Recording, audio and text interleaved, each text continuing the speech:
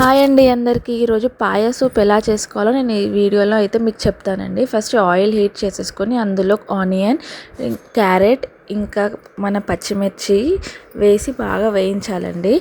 ఇంకా వేరే ఏమైనా వెజిటేబుల్స్ వేసుకోవాలంటే కూడా వేసుకోవచ్చు, ములక్కాయ అలా.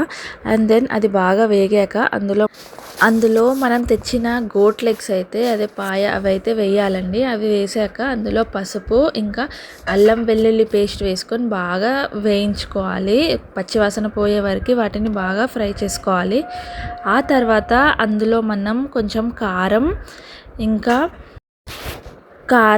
ఉప్పు, ఆ తర్వాత కొంచెం మనకి ధనియాల పొడి కూడా వేసుకోవాలండి. ఇవన్నీ వేసుకొని బాగా మిక్స్ చేసుకోవాలి.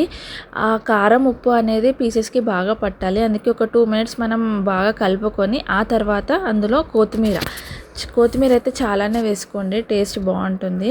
కొంచెం మిరియాల పొడి అందులో వేసి ఆ ముక్కలు అనేవి మునిగాలి. అప్పటి వరకు వాటర్ పోయండి. వాటర్ చాలానే పోసుకుంటే మనకు సూప్ చాలా అవుతుంది. ఒక 6-7 విజిల్స్ అయ్యాక మనకి సూప్ అయితే రెడీ అవుతుందండి. ఇది మనకి బోన్స్కి చాలా మంచిది. సో పాయ సూప్ రెడీ. మీరు కూడా మీ ఇంట్లో ట్రై చేసి ఎలా వచ్చిందో నాకు కమెంట్స్లో చెప్పండి. మళ్ళీ ఇంకో రెసిపీతో కలుస్తాను. Bye bye.